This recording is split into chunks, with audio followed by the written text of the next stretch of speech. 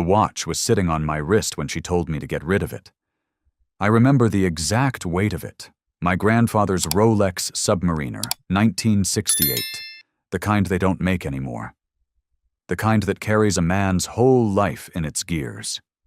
My grandfather, Edward Calloway, had worn it through 30 years of building his tool and die business from a single garage in Pittsburgh to a company that employed 200 people.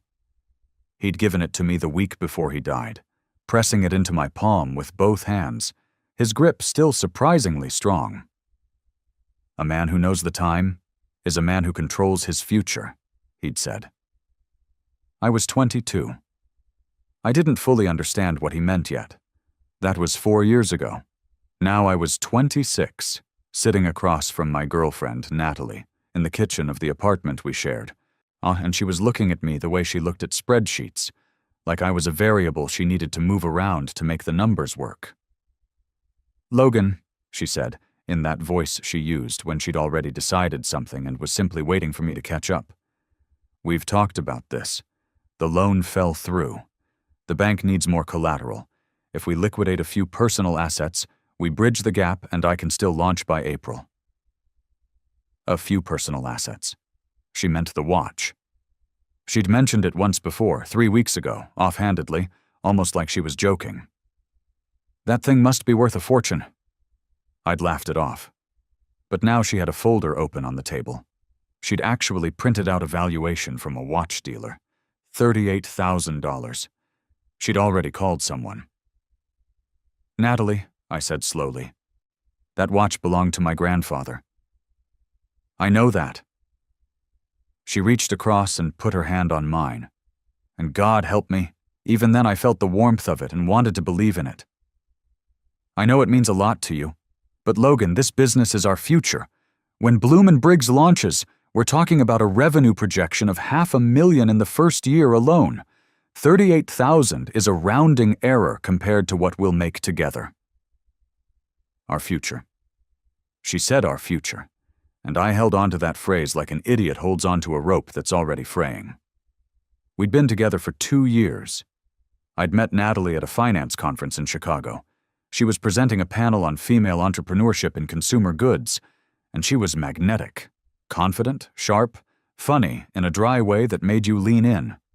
She'd built one small business before, was a curated subscription box that had done reasonably well before she'd sold it for what she described as enough to know I could do it bigger. Now she was launching Bloom & Briggs, a premium skincare brand targeting professional women 30 to 50. She had the branding locked in, a manufacturer in South Korea lined up, and a marketing strategy she'd spent 8 months building. I believed in her completely. That's not nothing. I want to be clear about that. I was a genuine believer. I'd spent evenings reviewing her pitch decks, weekends at trade shows with her, countless nights listening as she talked through positioning strategy over takeout containers. I had read her business plan 4 times. I could recite her customer persona verbatim. I was, in every way that mattered, her biggest supporter. Which is why, and when she put that valuation sheet in front of me that morning, I didn't yell, I didn't accuse. I took a breath and said, "Let me think about it." She smiled, and it was warm and real and everything I wanted it to be, and she said, "Of course. I know it's a big ask. I love you." I said I loved her too, and I meant it. That's what makes what I found next so much harder to explain without sounding like a fool. I took the watch to a dealer that same week. Whitmore Estate Watches on 5th Avenue, the place she'd already contacted.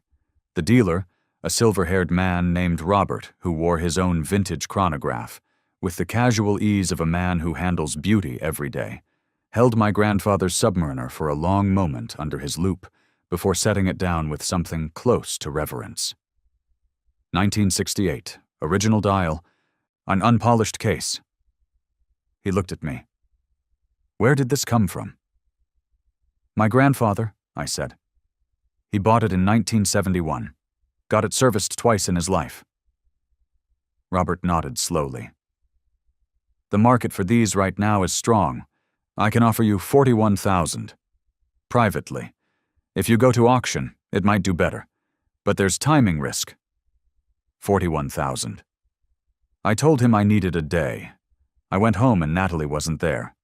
She'd left a note, meeting with her PR consultant, would be back by 8. Heart emoji. I sat at the kitchen table with the watch in front of me, and I thought about my grandfather. I thought about the garage in Pittsburgh. I thought about 200 employees. I thought about what he'd said to me. A man who knows the time is a man who controls his future.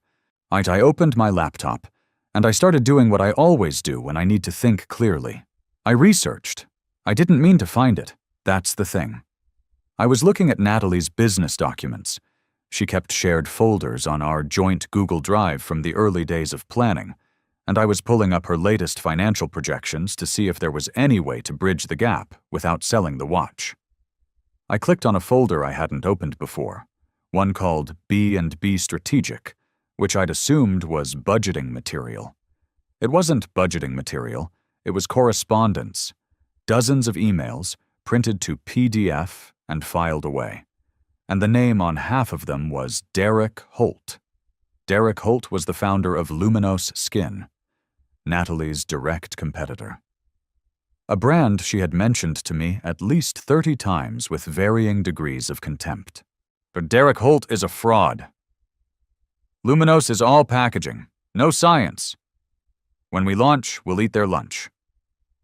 The emails went back 14 months. I read them all. It took 2 hours. My coffee went cold. The apartment got dark around me and I didn't turn on any lights. 14 months ago, Natalie and Derek Holt had been in what could only be described as a strategic partnership. He had consulted on her manufacturer selection, the same South Korean firm she was using. He had reviewed her customer data. She had shared her full market research with him. She had shared her pricing model. She had shared the formulation brief she'd commissioned from a cosmetic chemist. In exchange, Derek had given her a $15,000 consulting fee, which I now understood was not a consulting fee at all, but a payment for proprietary competitive intelligence. Natalie had sold her own brand's core strategy to her competitor.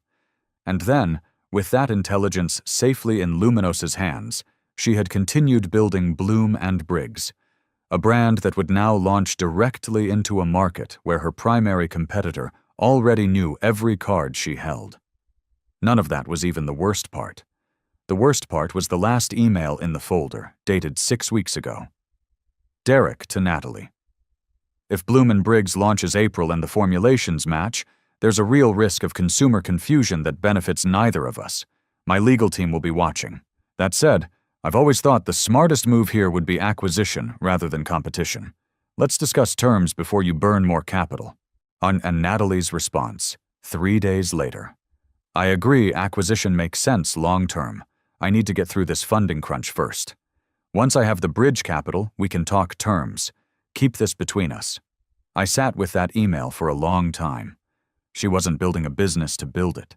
She was building it to sell it to the man she'd already been feeding information to, at a premium made possible by his competitive advantage over her, an advantage she'd given him. And she needed my grandfather's watch to get through the funding crunch so she could walk into an acquisition negotiation with a launched brand instead of a PowerPoint. I thought about my grandfather's hands pressing the watch into mine. I thought about control of the future. I closed the laptop. I went to bed. I stared at the ceiling until 3 in the morning. And somewhere around 2:15, I stopped feeling heartbroken and started feeling very, very clear. I called Robert at Whitmore the next morning and told him I'd take the 41,000. Natalie was elated. She hugged me in the kitchen, and I let her. And I hugged her back, and she said, "I'll pay you back double, I swear to you." She was already on her phone, calling her accountant. She didn't notice that I was quiet. She rarely noticed when I was quiet. She was always the one doing the talking. The wire came through on a Thursday. On Friday, I called my cousin Jamie, who works as an equity analyst at a mid-sized investment firm in Boston. Jamie is the family skeptic, the one who always asks the uncomfortable question at Thanksgiving, and turns out to be right. I told him I had $41,000, and a situation I needed to think through with someone who understood markets. I did not tell him everything, not yet. I told him I was looking at a specific consumer skincare company, Luminous Skin, and wanted to know about their capital structure. Jamie was quiet for a moment. Then, Luminous? Interesting timing. They just closed a Series B 8 weeks ago. Valuation was surprisingly modest. I saw the cap table. Derek Holt is trying to position for acquisition, probably by a major beauty conglomerate in the next 18 to 24 months. If that happens, early shareholders do very well. Are they publicly traded? No. Private. But there's a secondary market platform. You can buy existing shareholder stakes. I've seen shares listed. It's not cheap to get in. But with $40,000 you could get a meaningful position. I asked him to help me do it. He paused again. Logan, why are you buying into your girlfriend's competitor? Because, I said, I just found out they're not competitors. He helped me structure the purchase over the next week. $41,000, every cent from my grandfather's watch, went into a secondary market stake in Luminous Skin. The shares were bought through a small holding structure Jamie helped me set up, clean and legal and entirely in my name. I signed the documents on a Wednesday evening while Natalie was at a brand photo shoot for Bloom & Briggs. She came home excited, showing me photos on her phone. Look at this packaging. Logan, this is going to be beautiful. It really is, I said, and I meant it. Now it was time for her to find out who she was actually dealing with. I want to be precise about this. I did not make an impulsive decision. I am my grandfather's grandson, and he was not an impulsive man. He built something real because he understood that timing is everything, and that leverage only works if you understand exactly where to apply it. I spent a week preparing. I gathered everything, screenshotted and printed every email from that B&B strategic folder. I made a timeline. Every date, every exchange, every dollar figure. I noted the $15,000 consulting fee with its corresponding bank statement entry from Natalie's business account, which I found in another shared folder she'd forgotten to restrict. I noted the email about acquisition. I noted the date she had first brought up selling my grandfather's watch, cross-referenced against a message to Derek Holt sent that same week, where she mentioned finalizing bridge capital. She had decided to sell the watch to fund a brand she was already planning to hand over to the man she'd been leaking information to. I gave myself 1 full week to be completely certain I wasn't misreading anything. I wasn't. I also, during that week, had a long phone call with my mother. My mother had known my grandfather better than anyone still living. I didn't tell her everything, only that I'd sold the watch and was thinking about Grandpa a lot. She told me a story I'd half forgotten, that in 1987, one of my grandfather's business partners had tried to cut him out of a deal, and my grandfather had found out 6 weeks before the closing. He hadn't confronted the man immediately. He'd quietly restructured his ownership stake, secured his position, and then, only then, once his interests were protected, had walked into a meeting and placed the evidence on the table without raising his voice. He always said a man who acts from position of strength doesn't need to shout, my mother told me. I thought about that for a long time. My position was secured, $41,000 in Luminous shares, evidence organized and documented. I had spoken to a lawyer, not about anything dramatic, just a consultation, to understand what, if anything, the emails I'd found represented in terms of liability for Natalie. The lawyer had been careful but clear. What Natalie had done with Holt was potentially actionable by any future investors in Bloom & Briggs, because she'd materially misrepresented her competitive position. It wasn't a crime, but it wasn't nothing.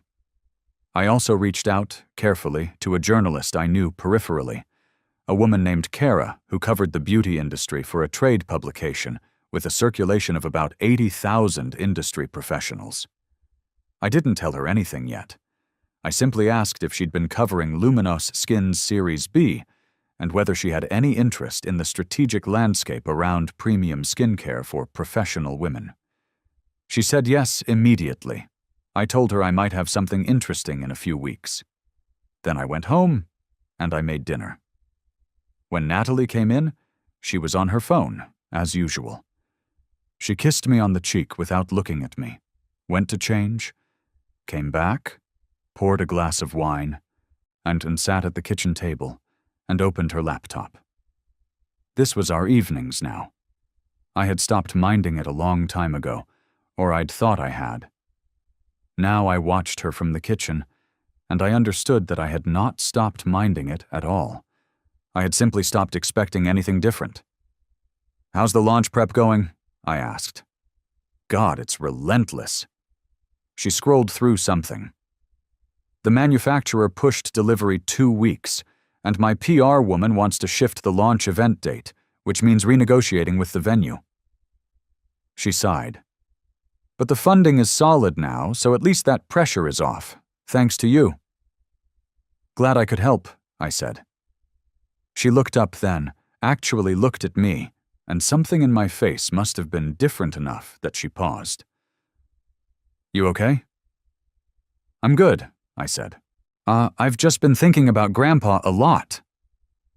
She nodded, sympathy dialing up to the appropriate setting. That's natural. You gave up something big.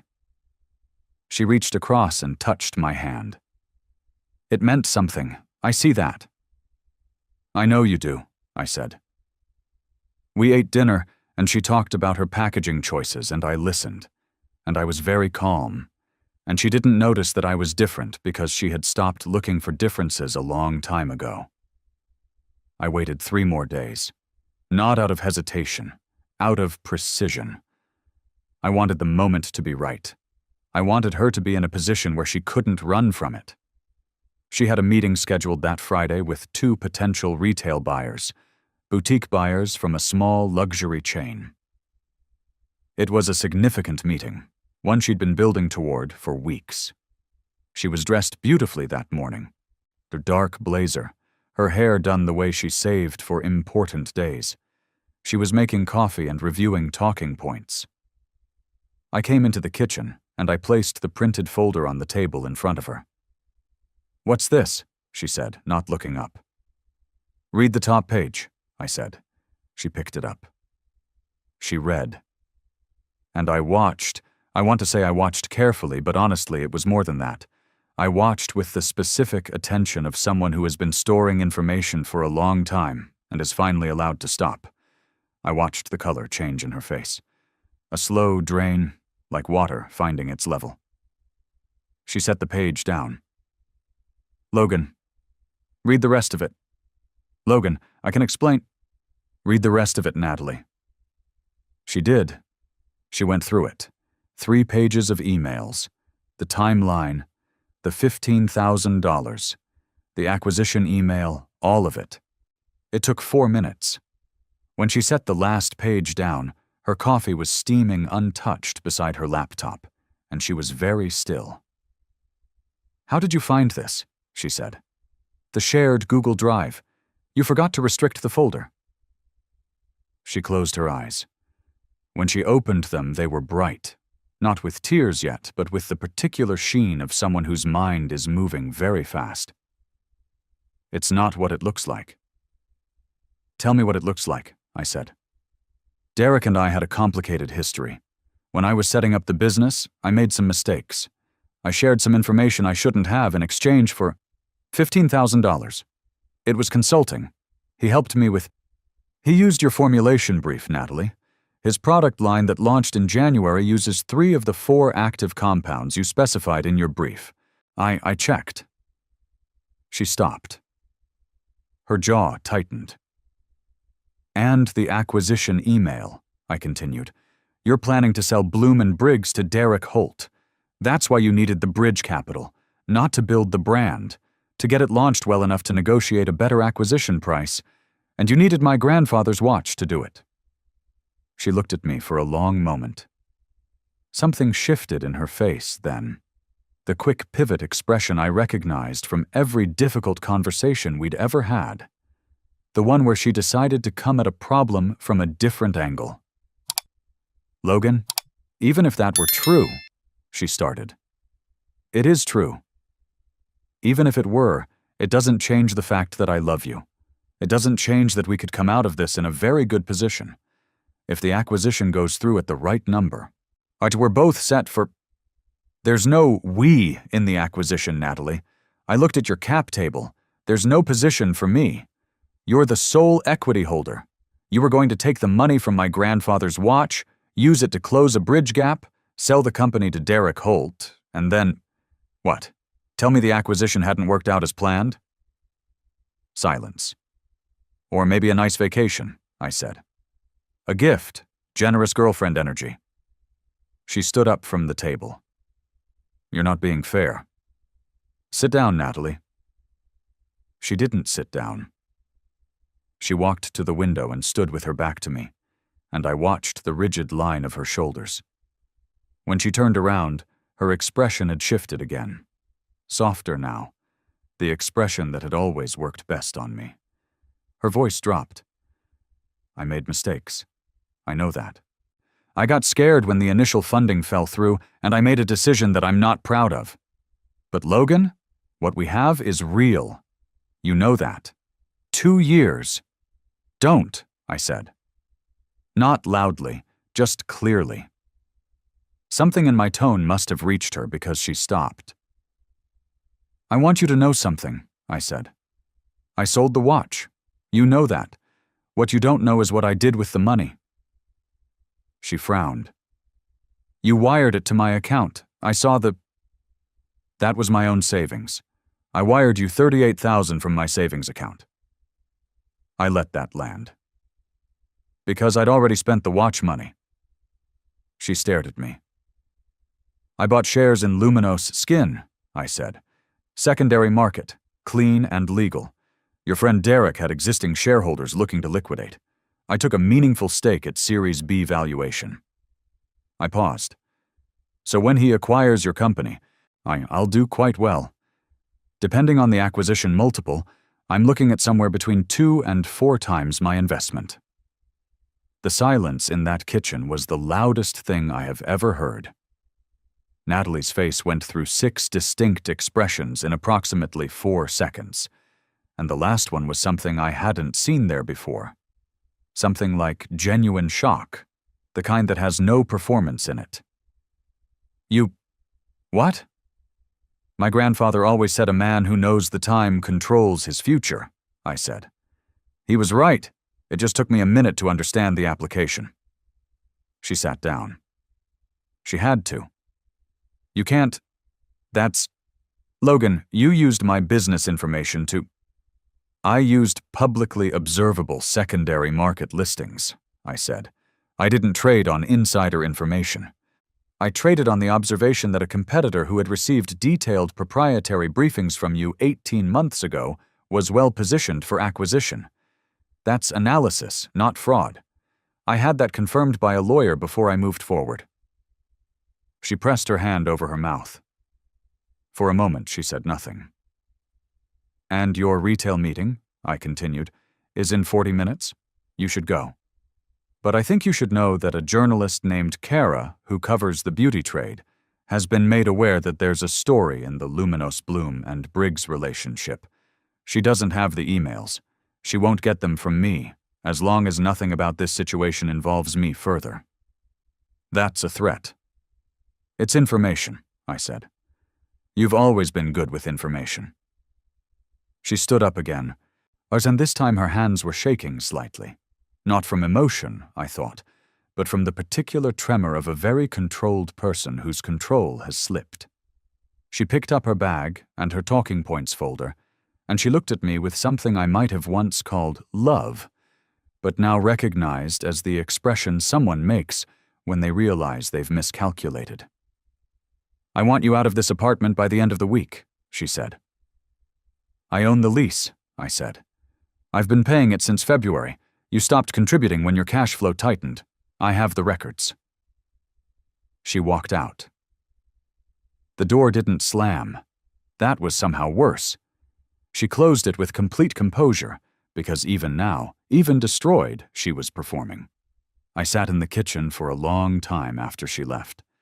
I'm not going to pretend I felt triumphant. I felt scraped out and a little cold, the way you feel after something has ended that you genuinely loved, even though it was wrong. I thought about 2 years of evenings. I thought about trade show floors and pitch decks and her face when an idea landed right. The real version of her excitement, which was different from the performed version. I had loved the real version. I let myself feel that for about 30 minutes. Then I texted Jamie and told him the situation was resolved and that I'd be needing his counsel on the Luminos position going forward. Moving out of the shared apartment, Natalie moved eventually to somewhere in Midtown, after 2 weeks of extraordinary silence, during which we existed in parallel in the same space and said almost nothing to each other, was quieter than I'd expected. I took my things. She took hers. The lawyer I'd consulted suggested I document the lease payments clearly, which I did, and Natalie made no move to contest anything. I suspect her own legal exposure made her careful. I moved into a smaller place in Brooklyn, a clean 1-bedroom with good light and a view of the water. I bought a plant. I cooked for myself for the first time in 2 years and discovered I was better at it than I remembered. Jamie called me 3 times that first month with updates on the Luminos position. Derek Holt's acquisition negotiations were progressing faster than projected. Apparently, one of the major beauty conglomerates had made an informal approach. If this closes at the range I'm seeing, Jamie told me, you're looking at a solid return on that $41,000. Bloom & Briggs launched in April. Small, quieter than Natalie had projected, and the retail buyers from that Friday meeting had passed. I didn't know if it was connected to anything, or simply to the reality that the brand wasn't ready. The trade press gave it a polite 2-paragraph mention. I read it on my phone on a Tuesday morning, standing in my new kitchen, and I felt nothing particular. Not satisfaction, not sadness. Just the neutral observation of someone who once knew a thing and has moved on from it.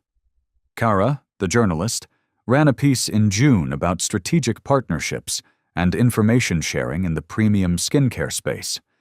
She didn't name names. It was a structural piece about industry practices, sourced broadly. Natalie's name didn't appear. I'd kept my word on that. The Luminos acquisition closed in September, a major European beauty group. The multiple was aggressive, or my $41,000 became $112,000 after tax. I had dinner with my mother in Pittsburgh that October. She made the pot roast that is the exact same pot roast she has been making since I was 9 years old, and we sat at her kitchen table and I told her most of what had happened. Not everything. Enough. She was quiet for a long time after I finished. Then she said, "Your grandfather would have handled it the same way." "I know," I said. "He hated dishonest people," she said, "but he never hated carelessly. He always made sure he had a position first." I looked at my wrist. I wasn't wearing a watch. I hadn't worn one since the Submariner went to Robert at Whitmore. There was something freeing about the bare wrist, actually. Like a reminder that time is already known, already passing, and no instrument tells you anything you don't already understand on some level. "I'm going to buy the watch back," I said. My mother looked up. "What?" "Robert at Whitmore told me he'd give me right of first refusal if it came back through the market. He thought the buyer might not hold it long." I shrugged. With the return from the Luminos position, I have more than enough. She smiled, and it was my grandfather's smile. I've always been able to see it in her when something genuinely pleases her. "He would love that," she said. 3 weeks later, Robert called. The Submariner had come back through a private estate sale. The buyer had purchased it speculatively and then needed liquidity. Robert named a price. It was more than $41,000. I paid it without hesitation. I picked it up on a Thursday afternoon. on a gray autumn light coming through Whitmore's windows, and Robert handed it across the counter with both hands the way you hand something that matters. I fastened it on my wrist, and I looked at it. 1968. Original dial. Unpolished case. My grandfather's hands had felt the same weight every morning for 30 years, and I understood something standing there that I hadn't fully understood before. He hadn't kept the watch because it told time. He'd kept it because it told the truth. Time doesn't lie. It moves at exactly the speed it moves, and no amount of charm or manipulation or carefully printed valuation sheets changes what a second is or how long it takes. I walked out of Whitmore into the fall afternoon, and I thought about Natalie for the first time in weeks. Not with anger. I'd burned through anger by April. Or just with the clear-eyed acknowledgement of what she had been. Someone very smart who had made a series of decisions that had nothing to do with love and everything to do with leverage, and who had miscalculated which of us understood leverage better. I heard, through a mutual acquaintance, that Bloom and Briggs had been absorbed into Luminos's parent structure after the acquisition, folded in, really, as a secondary line with different positioning. Natalie had gotten something for it, but not what she'd projected. The acquisition hadn't been on her terms. Derek Holt, who had built his own advantage using her information, had naturally driven the hardest possible bargain. I was not surprised. When you hand someone your best cards, you can't expect them to negotiate gently. She had tried to reach me once, in July, a text that read simply, "I know I don't have any right to ask. I just want you to know I'm sorry." I read it, put my phone down, and went back to the book I was reading. I didn't respond. Not out of cruelty. It simply wasn't a conversation I needed to have. Some apologies are real, and some are operational, and I had learned to tell the difference. A year out, I was more myself than I had been in 2 years. The Brooklyn apartment became genuinely mine, in a way the shared place never had been. I'd redone the bookshelf, started cooking seriously, joined a morning running group that met at 6, and asked nothing of you but your presence. I had dinner with friends I'd let drift during the relationship. I called my mother more. I sat with Jamie at a Mets game in August and drank bad beer and talked about nothing important. And it was one of the better evenings I'd had in years. The money was in a diversified portfolio now, managed sensibly. $112,000, plus my own savings, which had grown during the year because I wasn't splitting rent on an apartment above my budget. I wasn't rich, but I was, for the first time in a while, secure. I had learned things I didn't want to learn about myself during those months, about how much I'd been willing to overlook, how thoroughly I'd confused loving someone with trusting them, how I'd let support collapse into subsidizing. I sat with those things honestly. I talked to a therapist for 4 months, a straightforward man named Dr. Osi, who had a no-nonsense quality I appreciated and who pointed out, in our 6th session, that I had spent 2 years in a relationship where I was consistently the person giving and consistently received the least information in return. "She kept things from you systematically," he said. "That's not an accident, that's a structure." "I know," I said. "What does that tell you about what you were to her?" I thought about it. "An asset," I said. "A well-maintained, highly reliable asset." He nodded. "How do you feel about that?" "Done," I said. "I feel done with it. I wore my grandfather's watch every day. I looked at it on my wrist in meetings and on the subway and in the morning when I made coffee, and every time I saw it I thought, position first, then act, then be patient, and know, always, exactly what time it is." But Natalie's name came up in an industry piece in November, a brief mention about the Luminos acquisition and the brands it had absorbed. A photo ran alongside the article.